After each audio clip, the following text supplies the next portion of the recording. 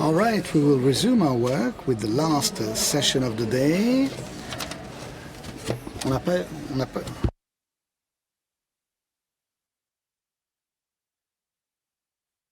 Je vais aller voir si je peux quand même gratter un petit peu quelque chose.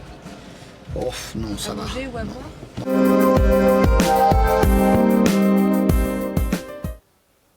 Voilà, le temps. Here we go. So we would please ask you to get back to your seats, and I suggest to go to our fourth session with focused on how to get to neutrality in carbon, what pathways, what mechanisms. Now, let's look at how we'll be implementing change, and we'll first have a 15-minute keynote with Sophie DUBUISSON, who is a research professor, deputy director at the CNRS Political Science Institutions, chair of the advisory board of the ADEME agency, and you have been working on the social production of behavior in the public and private sphere, and we'll be focusing on the role and position of individual in transitioning to carbon neutrality, whether citizens have all it take. And then we will get the other members of the panel. So I have a few slides which I will show. So indeed, I will speak to you about the notion of behavior, individual behavior, the human factor, and so on and so forth, by focusing on a slightly different angle, possibly from what you hear, as I will be focusing on the social momentum, the social dynamics, and the collective dynamics of change with the human factor in the middle of these collective mechanisms in order to initiate change. When we try and identify the drivers of change, you usually have two drivers of change. One, which I won't dwell on too much, but I could and I should, because sociologists will also work on techniques. This is the technical and technological drivers, energy efficiencies, capture technology, which are so many drivers that can be used, possibly with some degrees of wager and gambling, but basically which seem to give us control, because this is the realm of science and rationality. And then you have another type of drivers, which we call obstacles, shackles, individual, social, collective obstacles and barriers, which relate to behavioral change, which refer back to some degree of chaos, some degree of irrationality, some degree of disorder in the way to conduct change, with things you hear like people don't want, people resist change, people need to understand but they don't, they oppose because they did not understand, where there would be seemingly resistance to change. Now you understand the touch of irony in my tone, whereby these explanations come out as not so relevant, and we'll be looking into the social interpretation. Now, the role of behavior and the drivers associated with behavior is of sufficient significance to support a lot of research in public policies and instruments targeting individuals by way of information, by way of messaging. The idea being that people have not understood, so we need to explain to them, we need to deliver them knowledge. We consider that there is some economic rationality. People want to pay less, and so you want to incentivize people. You need to try and push people, to nudge people into change.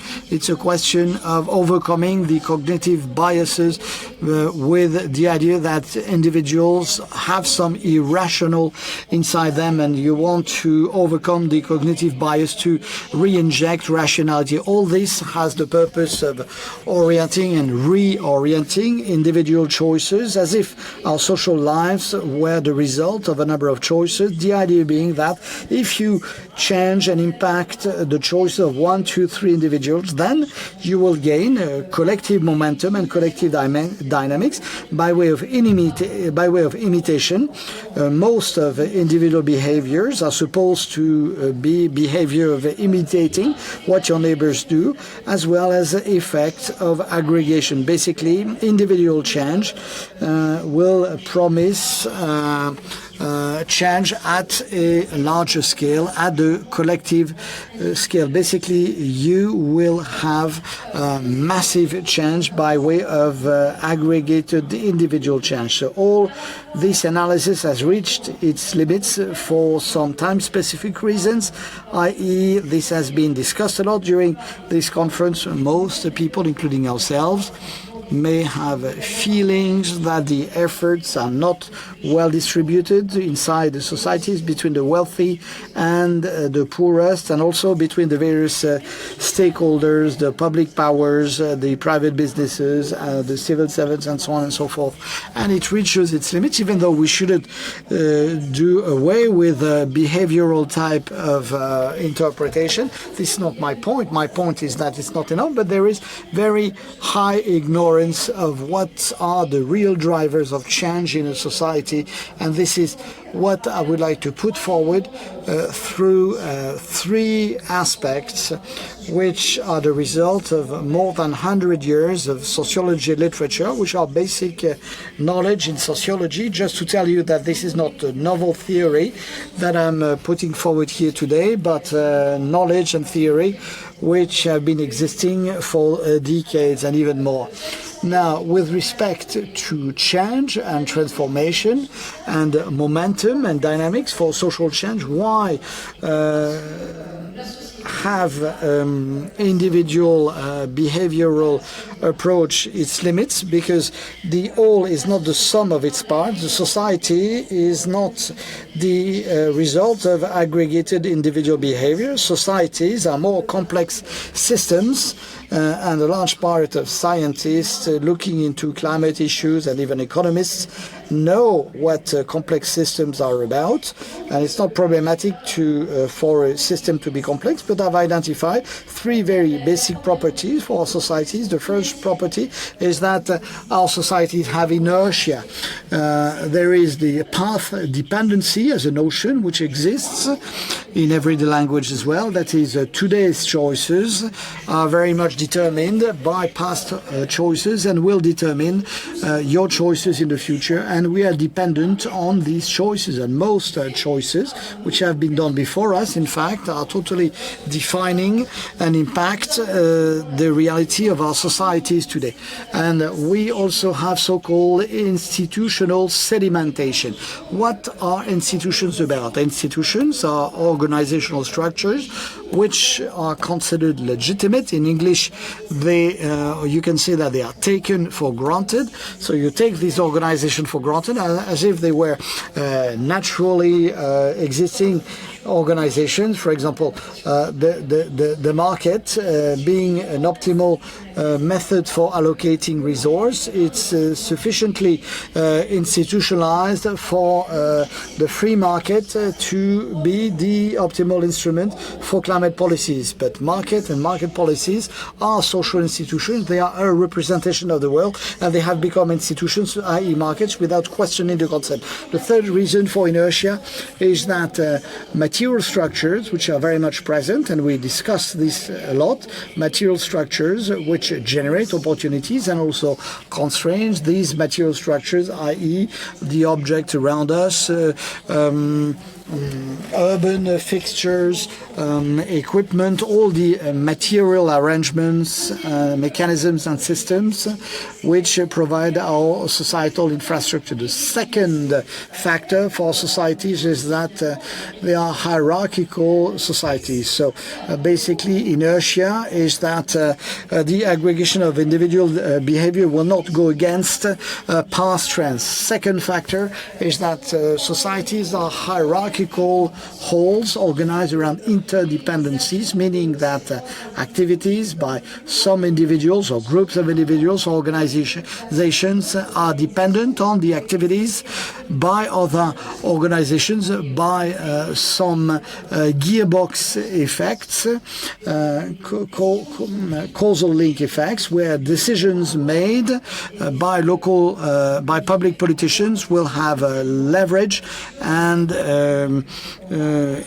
have an impact on individual behavior with effects of aggregation and interdependencies, and you have balance of power relationship which are also defining, and the trajectories of our societies are very much defined and determined by a power relationship, by balance of power, which are part and parcel of the structures of our societies, of our organizations.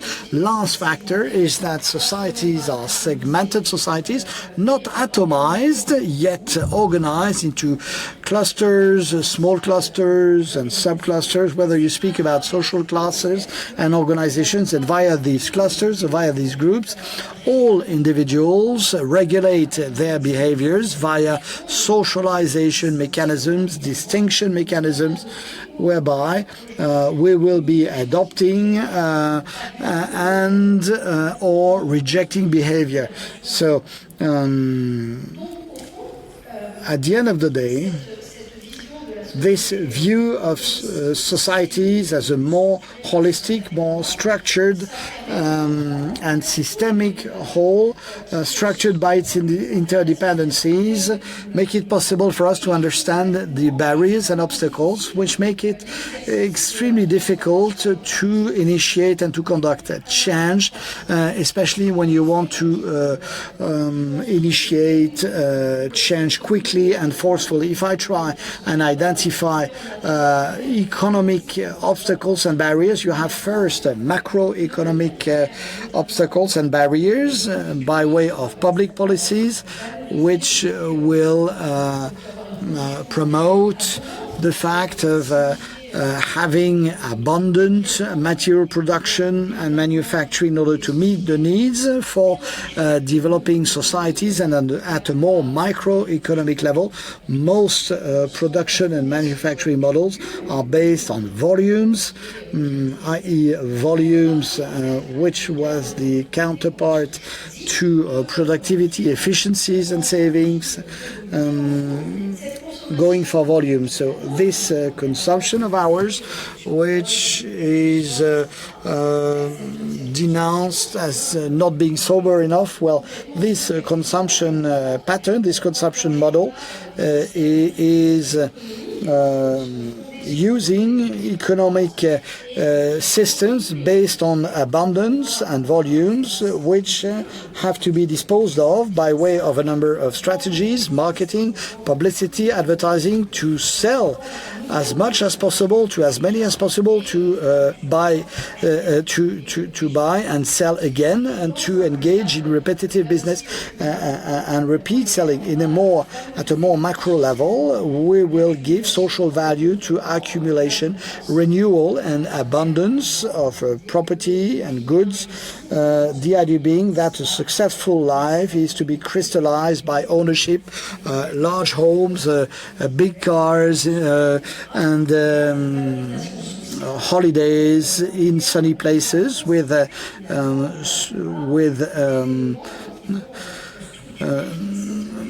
values connected with social items, linking wealth with property. So these obstacles and barriers are connected with these drivers of creating economic and social value, and as part of a rationale and logic whereby we are forced to consume a lot in order to dispose of this production, which in many industries and sectors is excess production, i.e.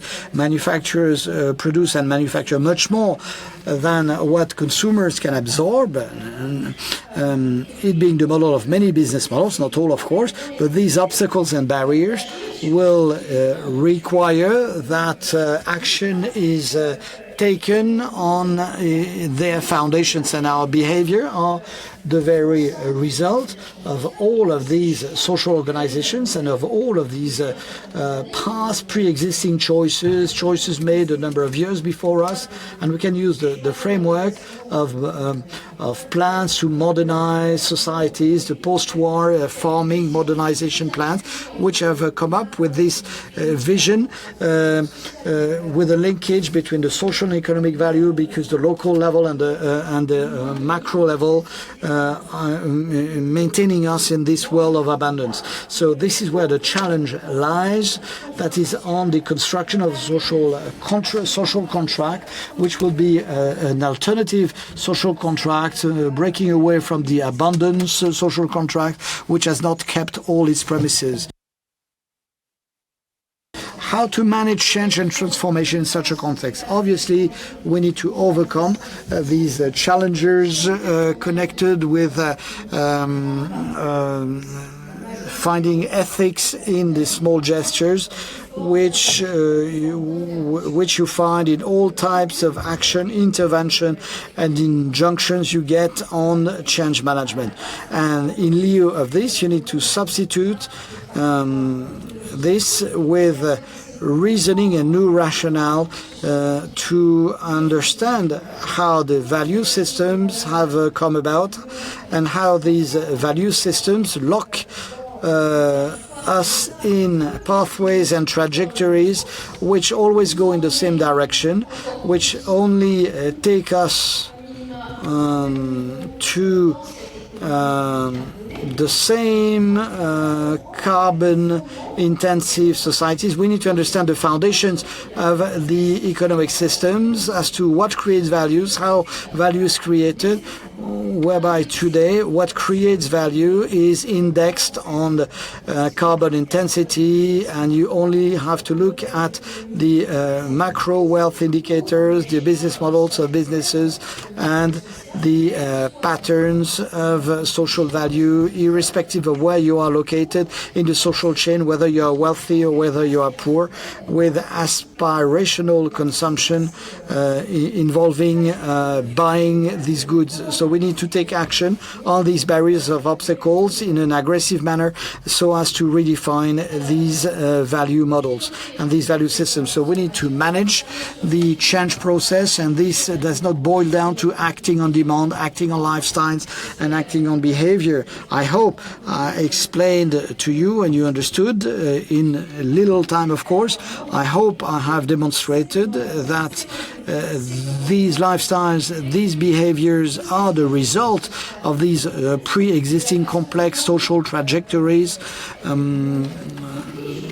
forcing us and requiring that we consume, that we produce, and that we follow these value standards. So we need to build up the institutional and material terms and conditions for a carbon-free new model, requiring two things at least, and I would like to emphasize those. The first is to change the decision-making models to include the environmental cost benefit analysis, requiring new systems sources of information, as was mentioned in the previous panel session. We need to have access to data, those data which will make it possible to make the appropriate decision and to develop the appropriate decision-making aids which are connected with performance goals and targets. Which performance are we talking about? This remains to be defined, but we can dream of having an efficient and powerful gauge as the cost-benefit analysis, which would be the gauge which took us where we are today. So if we can come up with a tool which is as powerful as this old tool, mathematically it's not as powerful, but it is extremely institutionalized as a tool, i.e. it has been legitimate in all spheres, be it in public finance, be it in business strategies. So as you can see, it's a question of trade-off, it's a question of arbitration, how trade-offs and arbitrations are made, on what basis, and it's a question of deploying this and cascading this across all levels, i.e. Training and educating students is of great importance. If we train students and we stop their education and training with educational climate, what are the challenges of climate change? Okay, fine and rosy, but we need to train our students who will be future decision makers using the tools and instruments to take us all collectively to new trajectories. This will be more effective. Number two, we need to change the value systems, i.e. what matters most. We need to redefine what matters most and how we are to to take stock of this. And this is about cost accounting in businesses, to have accounting tools and instruments which are used and which will address those issues which we need to address and to be combined with governance mechanisms which will give legitimacy to these tools and instruments. So it is about developing a new form of a social contract, because since the last World War, it's a new social contract we need to have, moving away from this world and society of abundance, very much carbon intensive. And I'm talking about a social contract because we said that collectively we will win with this, that will be more advanced, more developed, that individuals will be happier. When I hear people say that we need to have fantasies, we need to have desire and desirability, for us as sociologists, we don't like these notions and words so much, because post-war, this is not how we address the issues after the war. We focused on the types of guarantees, the types of protection, the type of future wanted for people, the kinds of prospects, how to access well-being, how to access property. These are the challenges we need to discuss. What should be the models of prosperity, models of wealth, how to discuss it, what is essential, what is less essential, and who has a voice to say. And we need to have more democracy as to this challenge. Well, your students are very lucky, but we need some more specific tools as far as the gauge you mentioned is concerned. So I suggest we have the panel members next to Sophie DUBUISSON, then Marie-Claire DAVEU, Olivier, David, Emmanuel DESMAIZIÈRES, and Nadine MENGIS. And we'll review very concrete examples of managing and implementing this energy transition, with what types of definitions, with type of policies. Olivier, David, you head up the department on climate and energy efficiency at the Ministry of Ecological Transition in France. Now, how can we go about to implement this energy transition? Well, thank you very much for this very enlightening talk. Our approach takes inspiration from a number of approaches from various stakeholders. Now, in our policy, which is about climate and energy in the French government, what we need and want is a clear set of goals and targets, and all of our policy making is driven by carbon neutrality, which we've been discussing a lot today. This is the goal, the overarching goal. And achieving carbon neutrality by 2050 has been guiding our climate and energy policy for the French government. This goal we have set for ourselves as early as July of 2017, some 5 years ago, that we set this carbon neutrality goal for ourselves, and we have transported this objective at the European level, because since June of 2021, making it a European-wide objective to achieve carbon neutrality by 2050. And we've enshrined this objective into a strategy which was developed by many stakeholders. We started this development work in 2017, and the result has been a strategy which was published in early 2020, which is the French National Low Carbon Strategy, sector by sector, action by action, energy vector by energy vector, has been sketching or charting a way to go from today to carbon neutrality by 2050, going through a number of steps and phases, knowing that this was a process that we led, which was one of the first comprehensive process, demonstrating that it was feasible to achieve carbon neutrality, that it required action and initiative in all industries, building and construction, transportation, manufacturing, and farming and agriculture, with a number of lessons to be drawn to reduce consumption levels, energy consumption levels, reducing consumption levels drastically. This is the first priority. The second priority is to move out of fossil fuels, from coal, from natural gas, from oil and petrol by 2050, with the right changes in building and construction, transportation and farming. And the new concept in carbon neutrality is the importance given to the carbon sinks. There's a need for having robust carbon sinks by limiting land artificialization and by appropriate forest management. How do you manage this roadmap of the French low carbon strategy? How do you make sure that you're on track? And we heard from the first keynote that we were not on the right track. How will we guide us all towards the achievement of carbon neutrality in due time?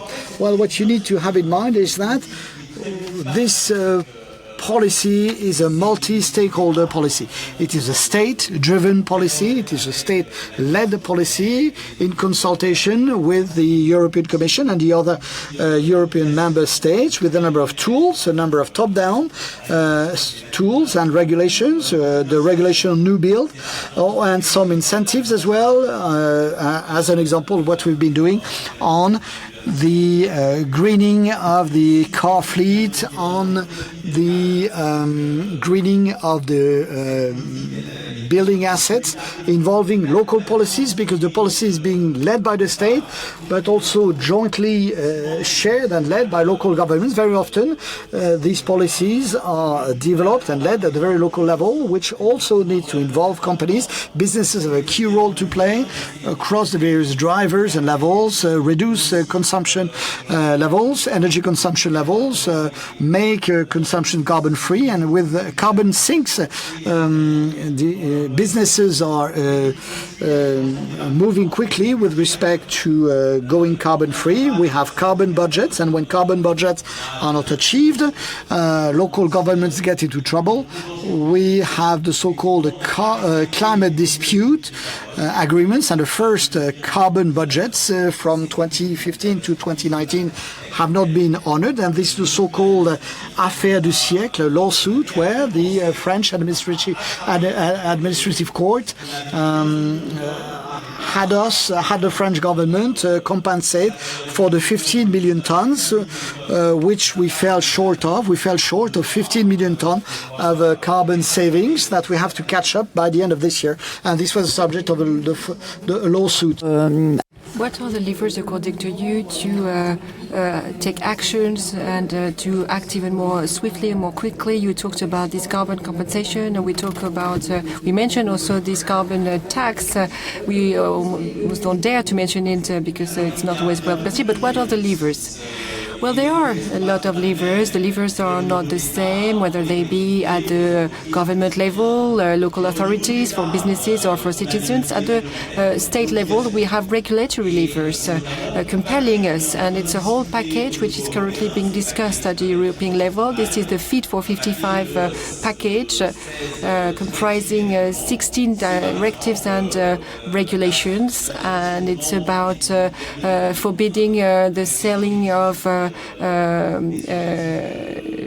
vehicles, thermal vehicles, and with objectives of vehicle emissions that are to be reduced over time. So after 2035, it will not be allowed to sell diesel or diesel or thermal vehicles in general. So this is part of the regulatory tools. We have also supporting tools. This is about refurbishing the housing fleets, billions of subsidies for businesses, for citizens, for local authorities, in order for them to be able to trigger these type of measures.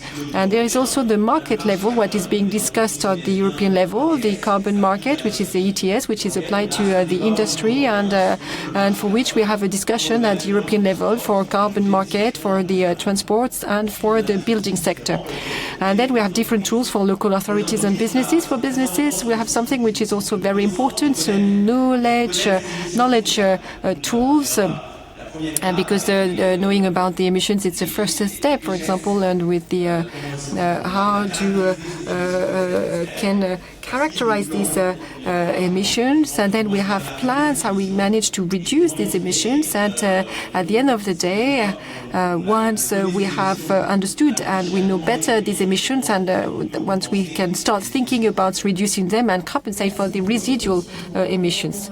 Well, thank you very much, and we're going to come back to this. You mentioned the role of the businesses, of the companies, and two examples of this type of transformation in the business environment with the Icade and KERING groups. Mr. Emmanuel de Bézières, you are a member of the executive committee of Icade, and you were a leader in the low carbon commission, validated recently by your board of directors. So how are you going to meet those objectives? We did not mention much governance this morning, but we see this has been a true transformation and change in the large group. So how this is being implemented very concretely, tangibly?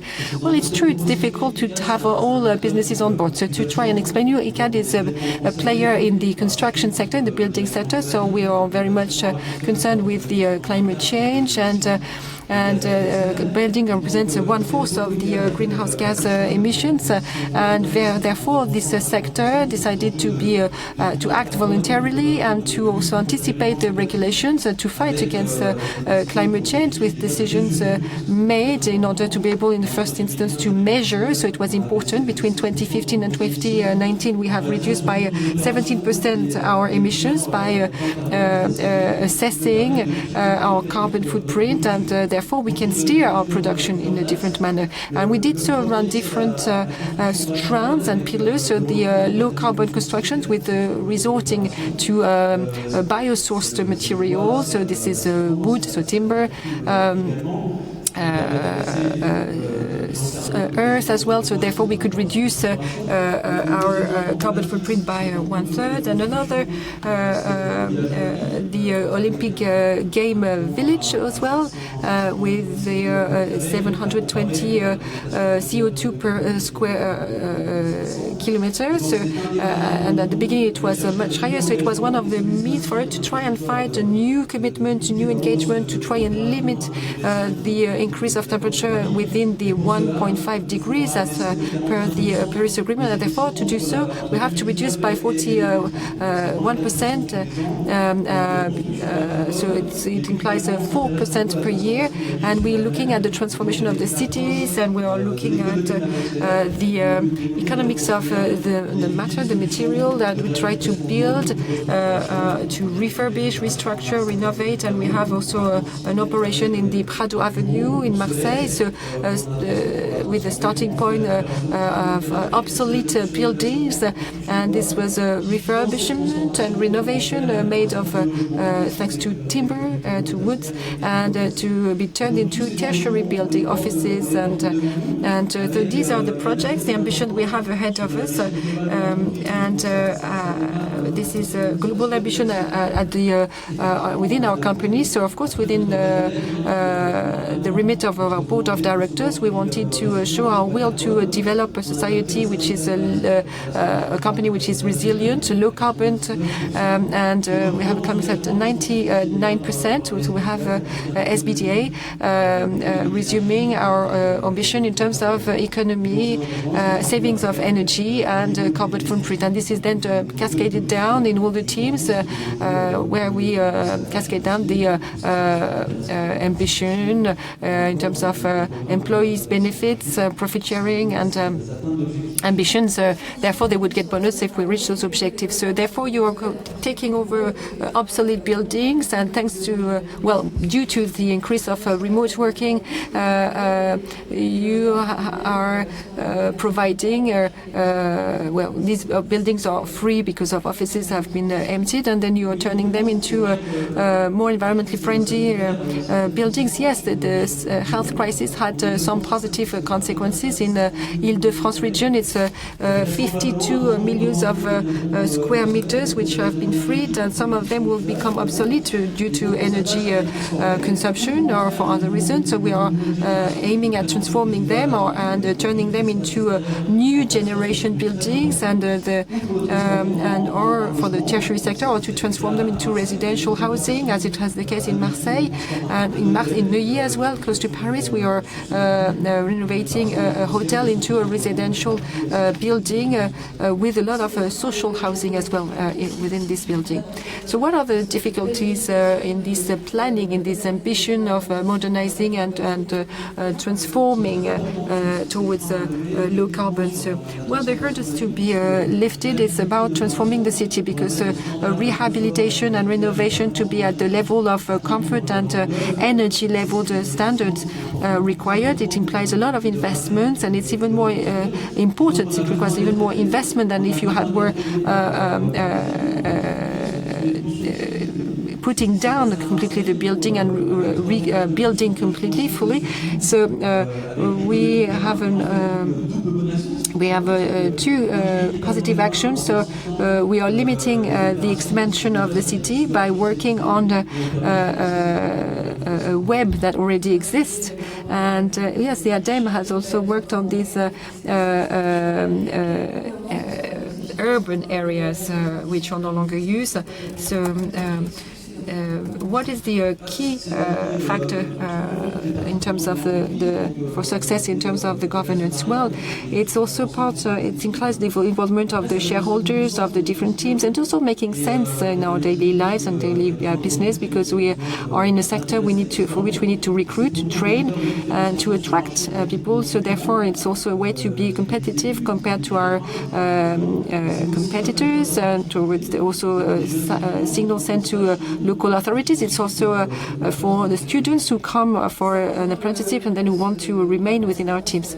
Well, we mentioned this morning the desirability. How can we write and draft a new narrative on this matter? So how do you work on this imaginary aspect, on this desirability? Well, we work first of all on the mitigation aspect, and these are the efforts made on the carbon footprint, but also on the climate adaptation in order to develop and create resilient cities. And at the level of buildings, it's about developing living areas where it's comfortable to live, it's where well-being is at the heart. We see that it's perpetually evolving, and the collective is going down by 12%, and for various reasons. There were elections, there was the health crisis, but we keep on building individual housing on natural areas. So we want housing in urban areas desirable, and to do so we need to make sure that we have a greener environment, whether it be on housing in different urban areas, whether it is in the south of France or in Parisian region. We need to protect people by having more greener areas to protect oneself from the sun, and also to be able to live in a comfortable way, in a flexible manner, because you can work also during the day and have a different life at night. So we address this in a design guideline, and this is integrating all these stakes, whether it be in terms of end users and in terms of fighting the climate change. It was mentioned earlier about all the roofs that will be covered with solar panels in the coming years. Is it an ambition? Well, also shared gardens on rooftops as well. So we need to have a bit of room for both, so solar panels, and so it's about energy sobriety in this respect, by insulating and natural ventilating systems, and by the renewable energy. So solar panels is one answer, but it's also important to have greener areas outside buildings as well. We mentioned also preserving resources, but what is the tension on the wood productions? What about the past few months? Well, we are in a very specific situation. We are facing a pitfall, especially due to what's happening in Ukraine. First of all, we had the health crisis, which has upset the production, the manufacturing of materials for the construction area, for the building area. And after that, there was the Ukrainian crisis. So we have a true topic here to address with the forest managers in order to have a better profitability. All this is done with wood. Is it something sustainable? We also work on the low carbon topic with experiences on the Olympic Games village, and we're looking as well at the balance achieved at the end in terms of carbon. So, Sophie DUBUISSON-QUELLIER, you used to be a technical advisor to Jean-Pierre Raffarin, first Prime Minister, and also worked on the side of Nathalie Kosciusko-Morizet. So you are talking about the implementation. You're well aware of the implementation of such policies related to sustainable development, and you have defined a strategy and ambitious objectives. And I would like to remind people that KERING is a luxury group working also in the fashion sector and jewelry sector. Even if the carbon footprint of all, compared to all other industries, your specific impact is not significant, and yet it's important to mention it and to look at all the things you've put in place, because you are carbon neutral since 2019. How did you achieve this? Well, first of all, good afternoon to everyone, to those who are present in this venue and to those who are connected with us online. So, if we think of the luxury industry, we could consider that we are emitting little gas or carbon, but it's still 4% of greenhouse gas emissions. And I really liked your presentation, your previous presentation, because one of the first topics, it's about the volume. And we can see that the volumes of products put on the market has doubled over the past 15 years. So therefore, I believe that the textile industry, globally speaking, cannot say that they should not consider that they are also impacting this and have an impact on this transition. So we have indeed reached carbon neutrality since October 2019, thanks first of all to something you mentioned as well. They say we decided that if we wanted to act in a tangible manner, we needed to be able to assess our impacts and where they come from. So we created something that some of you may know, which is the balance sheet for environment, which is a way to measure one's environmental footprint and carbon footprint within our territory, that's to say, but also over the whole supply chain, and also the cattle breed and sheep breed and all the complete chain of production. So therefore, this is a way to translate the carbon footprint into a monetary footprint. So therefore, 90 euros of the carbon ton in the model that we have in the balance sheet for environment. So the first thing is to identify where do the impacts come from, and then we've seen that when we talk about greenhouse gas emissions, more than 50% are linked to level 3 and 4. So we've implemented what we call the KERING standards, which allow us to have very specific and accurate environmental criteria on our supply chain. So we've put in place a sustainable supply chain on wool, on cotton, and cashmere. So there's also the energy used within our own legal borders. So I usually mention between supply chain and legal borders. And at the moment, we are at more than 92% of renewable energies. And our mission is by the end of the year to reach 100% of use of renewable energies. In the same manner, if we want to contribute to this change, this shift of paradigm, we work together with our suppliers, and therefore we develop, even if we don't have to go into many details, that we have think by design. So this is a way for our suppliers to do this energy diagnosis, and we also tackle water and the releases in water and the waste, and also we'll look at the impact of greenhouse gas emissions and all the pollutants. So all this is very important. Another topic, I don't know if I should mention it right now at the beginning or at the end, but I could have mentioned it at first actually, but I keep on looking at you because you mentioned it in your presentation, but you mentioned the volumes put on the market. Even if we're working in a luxury brand, in a luxury sector, and the luxury sector is producing little volumes, so small volumes, so therefore nevertheless we still have the ambition to put on the market what we want to sell.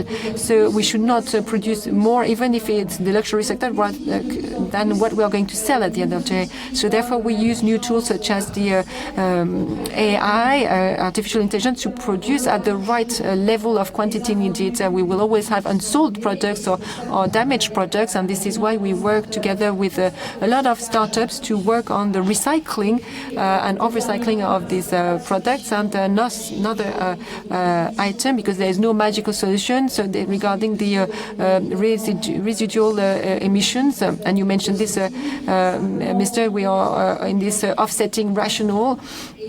But we mean there's a lot of things that can be meant with offsetting, and our offsetting policy is a responsible one. We aim at choosing programs which are RED plus, and therefore that can be combined with the biodiversity challenges, and also to use different certifications which are acknowledged at the international level, and which will allow us to have the due diligence needed on the bribery, on corruption, because this should not be forgotten as well, but also on environmental projects and quality of projects. We should not have a gap between what is on the contract, on the agreement, and what is actually happening in the field. And we need to check that there is no such discrepancy. So you mentioned as well the governments, and at KERING, the topic of energy transition and of sustainable development is something that is addressed in a vertical manner from the board of directors, where I think we were the first ones. We were leader from the CAC 40 in 2030, creating a committee in charge of sustainable development. This is also translating in the performance of our leaders as well, and expected from our leaders. And we have also signed appointed a climate reference person, or pilot, who is going to challenge the board of directors on those topics, and this beyond the role of the chair of the sustainable development side. Well, as a luxury group, people are looking at you by your peers. So is it a way for you also to be to trigger that type of action and to act as example for your peers? And maybe do you think that you can share this experience with other companies and that you can share with us today? Well, you're right. what is wonderful and which is also compels us in terms of the responsibility we have in groups such as KERING, that we are influencers, trends, we influence trends, and indeed we do not have the scientific expertise, and we do not draft reports such as scientific reports, but when you have a designer talking about this type of topics, or a CEO from Gucci, Saint Laurent, who's posting something on their Instagram related to that topic, you have the ability to launch a movement and to have a true influence. So this is a matter of responsibility. And also within this textile industry, groups and brands are of different sizes, so we need to have this sharing of experience, and therefore we decided from the very beginning, upon the request of Jean-François Ripineau, that all best practices or the KERING standards should be shared in open source. So all the P&L, profit and loss for the environment I mentioned should be made available as open source, and we think that only collective actions will now enable to change things drastically. So, and therefore, under the umbrella of the President of the French Republic in 2019 during the G7, we launched a Fashion Pact Coalition, gathering more than 150 brands worldwide. It goes from Nike, Adidas, H&M, Ralph Lauren, Chanel, Hermes, to mention just a few of them,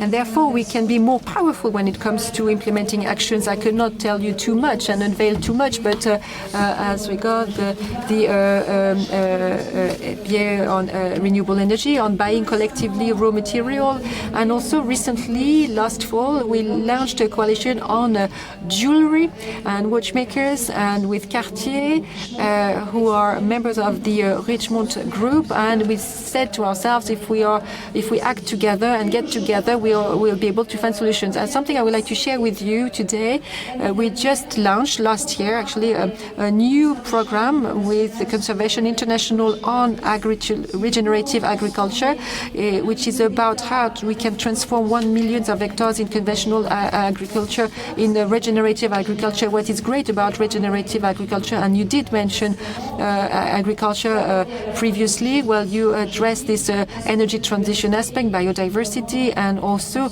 obviously the social dimension as well. So all businesses who are willing to join us are more than welcome. Well, that's great. Thank you for sharing this with us as well. The next speaker will be in English. So for those needing translation, you can go and grab headsets. And this will be now Nadine MENGIS, who are honoring us of her presence today. You're a researcher at the GEOMAR Center, Helmholtz Center for Ocean Research at Kiel. And you work to study the negative emission solutions of CO2. We mentioned a lot of carbon sink. We're going to talk about capturing, and you are going to have to present us the differences between the different aspects of our notions of carbon sink, and what does the CO2 compensation needed. So according to you, what are the needs in terms of carbon sink compensation, carbon compensation? And I apologize for my English now. During the last 2 years within the Helmholtz Climate Initiative, we actually looked at this question of how can Germany as a system can become carbon neutral. And so we worked with experts from the energy sector, from industry, from all different kinds of sectors to take stock of where are the emissions happening, right? And then also together with experts on carbon dioxide removal, so measures that take out CO2 from the atmosphere and store it durably in either the terrestrial, the marine, or the geological reservoirs. And so... Take your time. Okay. Thank you. I was told to speak slowly, excuse me.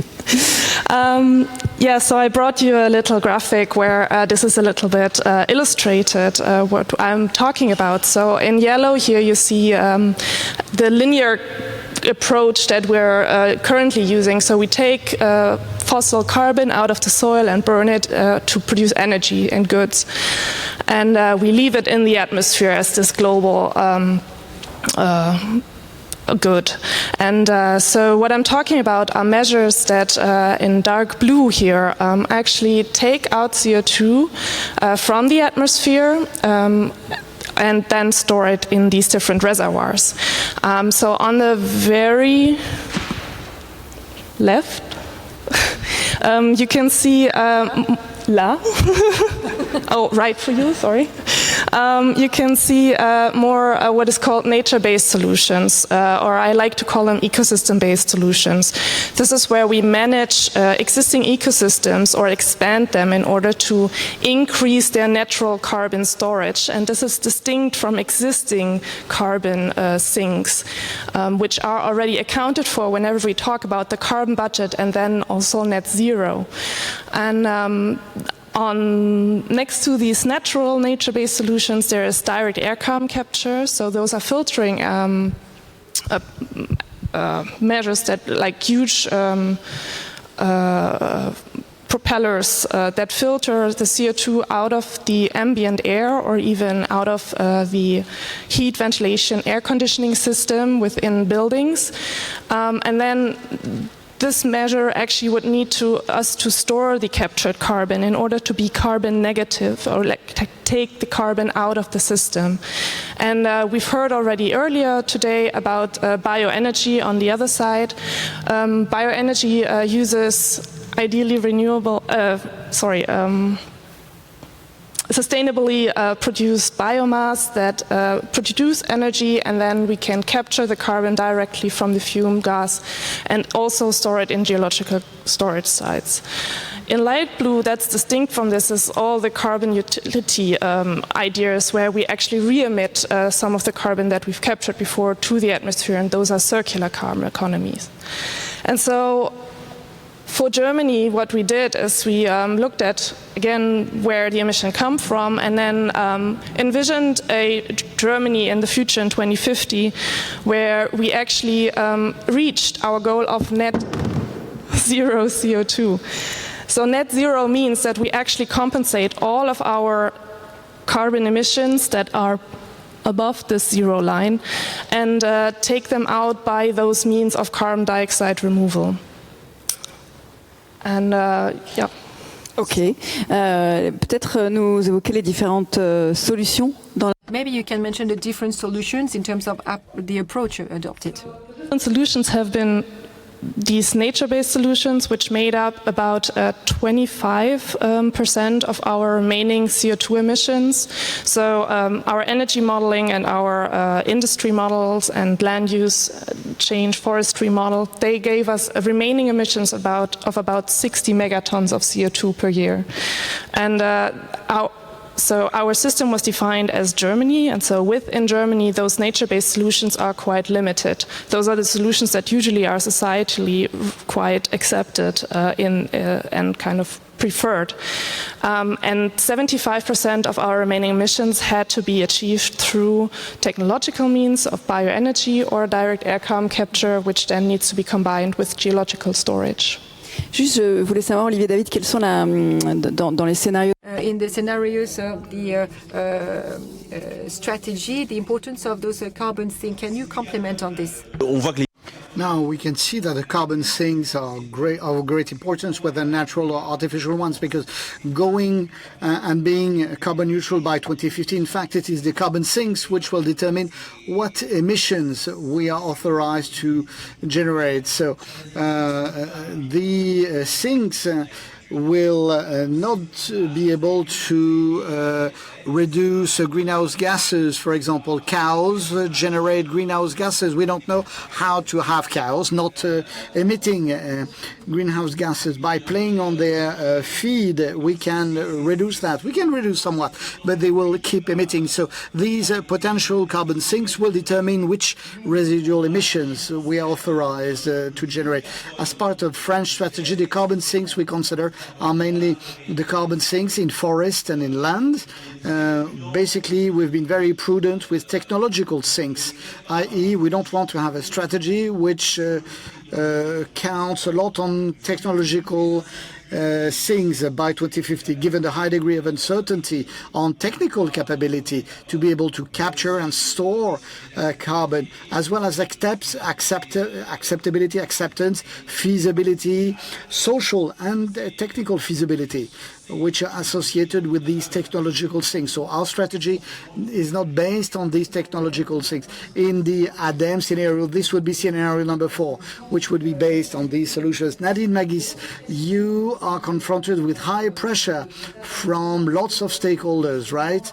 To have your solutions patented with respect to these low carbon pathways to come up with very tangible solutions, right? How do you confront this pressure? To me. That's kind of the thing, right? Everyone wants to reach this net zero goals. Companies have declared carbon neutrality, and now we have to kind of come up with carbon dioxide removal measures that are efficient, that deliver, that also are fair. So is it fair that us, the global north, don't reduce our emissions even more? You know, like, what are these remaining emissions that we cannot avoid? And then, is it fair for us to kind of use land in the global south to actually compensate for our remaining CO2 emissions? And then there's the question of durability. So you mentioned the uncertainty concerning the technological means, but then actually there is a huge uncertainty concerning the natural carbon sinks and the anthropogenically created ecosystem-based carbon sinks. Concerning their, sensitivity to anthropogenic and natural or climatic changes that might impact, for example, the carbon in the soil or our forests. And so these natural carbon sinks or ecosystem-based carbon dioxide removal actually have a lot of uncertainty assigned to them as well. Donc il y a des limites. So there are limits to this technology. There's a question asking, how does the population understand these ecosystem-based solutions, right? How does the German population understand this in Germany? Okay, so what I mean with this is measures to, for example, peatland rewetting is one big topic in Germany, which is actually mainly a CO2 avoidance measure. So peatlands and dried peatlands currently emit CO2, and when we re-wet them, we would reduce their CO2 emissions. But they will also then become a sink of CO2 and will take up some CO2. We learned about agroforestry, so actually increasing carbon sinks on the land that is given to Germany or to France, increasing the topsoil organic carbon in agriculturally used soils, and also reforestation on areas where maybe agriculture is not as productive as it could be. There's also marine measures. I have to mention that as a person coming from a marine science institute, like seagrass restoration and so on. Voilà, plein de pistes effectivement qui ont toute leur part dans les trajectoires. Lots of avenues which are part of low carbon strategies by businesses. Marie-Claire DAVEU and Emmanuel DESMAIZIÈRES. These are solutions you are looking at, right? Carbon offsetting. Yes, indeed. Even though building and construction, which has proved the problem with respect to CO2 emissions, can be a solution to capture carbon with timber construction, because the woods and forests, which will be operated by reasonable management, will have to sell wood when wood comes to maturity. So, and we can have buildings as carbon sinks by building with timber and wood, which we've been doing, and we've developed a sector called Urbain des Bois, like Robin Hood. We call it Urban Hood. Minus 41% by 2030 and minus 90% are expected by 2050, because there will be residual emissions, and the remaining 10% will have to be offset. And we'll be looking into your solutions in Germany, or by reforestation, renaturing, by other types of solutions, but it gives us a little time to think about that. Yes, well, on our side, there's something which was mentioned with respect to cows, which will keep generating methane. Well, we need to be aware that even if we change the food and the feed stuff, we still have improvements to do. We are working a lot on raw materials. To give you an order of magnitude, our organization has been working with more than 120 startup companies, and it has become a reality. The last Balenciaga beauty show showed a solution by a startup called Mogu, which produces raw material derived from mushroom mycelium. So it's not large-scale production today, but it's a new development, very tangible. It was on the beauty show. These are products which exist. Similarly, we have another brand, Gucci, which has been using materials called Dimitra. 77% of materials originate in plants with, similarly to the others, the right attributes and criteria. And we keep investing. And we believe a lot in the ability to use leather and to produce leather in laboratories. And we've just invested in a startup company called Vitrolab.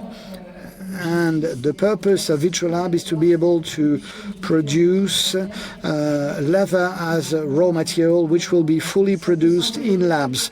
So it may seem, as I speak, a bit futuristic, a bit sci-fi, but when you look at the speed of things, change happens.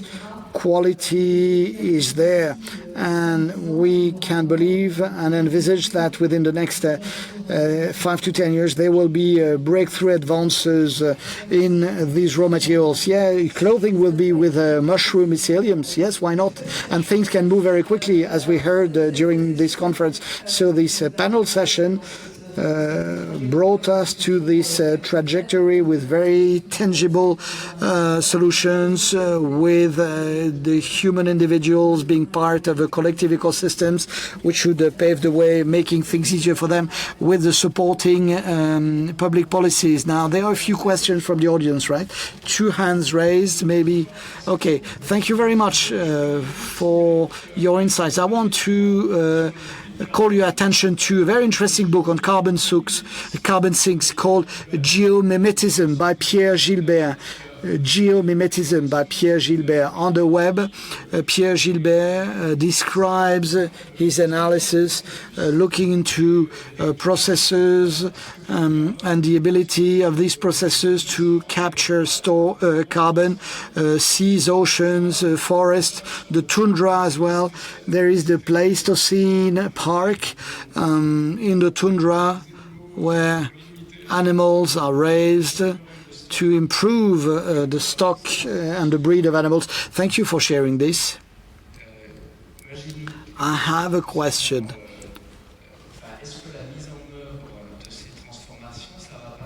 Will the implementation of these change not require a change in the business models? I really liked your introductory remarks, the keynote remarks, that where you reviewed these aspects.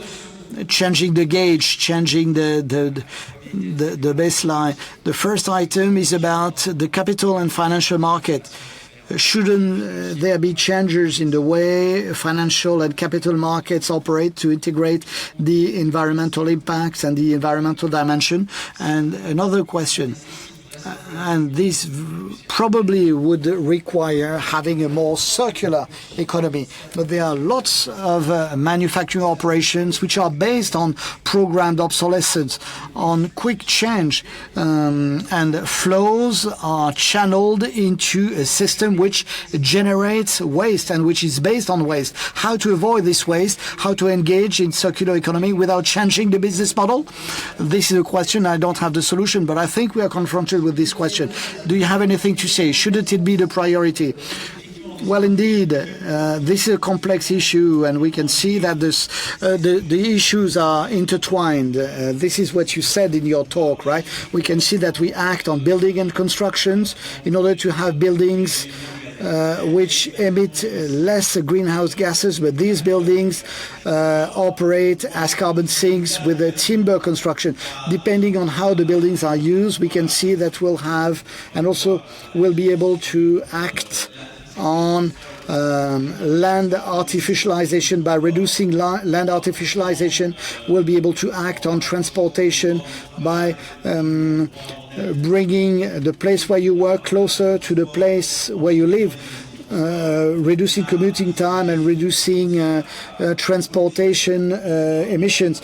We have issues with manufacturing operations, bringing manufacturing operations closer to the places of consumption. So all these intertwined issues means that we need to change the business model with businesses which operate at very different stages, some more advanced than others.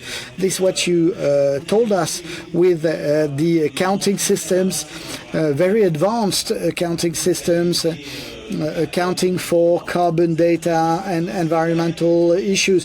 It involves the businesses, and it involves the governments having these green budgets with budgets calculated in euro terms and budgets calculated and accounting for carbon and environmental data. So new ways of apprehending the world, new prisms, new shifts in the paradigm, changing the society in order to be carbon neutral. Gentlemen, then the lady, and I believe our time will be up. Okay, I'll be very quick. A remark. If we want to be carbon neutral, we have to drastically reduce all emitters rather than individually reducing emissions individually for every individual emitter, because if these emitters offset their emissions by credits, credits will enable others to keep emitting. If everybody does that, there will remain emissions, and all the solutions you mentioned have a limited potential. Bioenergy with carbon capture takes a lot of space, and capture will not be efficient by 2050, so it will be too late, and it is very much energy intensive. So rather than targeting individual carbon neutrality for every individual and for every company, we should be holistic in the approach and try and go for the total group, and then compensate and offset the remaining carbon. Maybe we're not clear enough. When I said that we needed to work on raw materials, it's a question of reducing.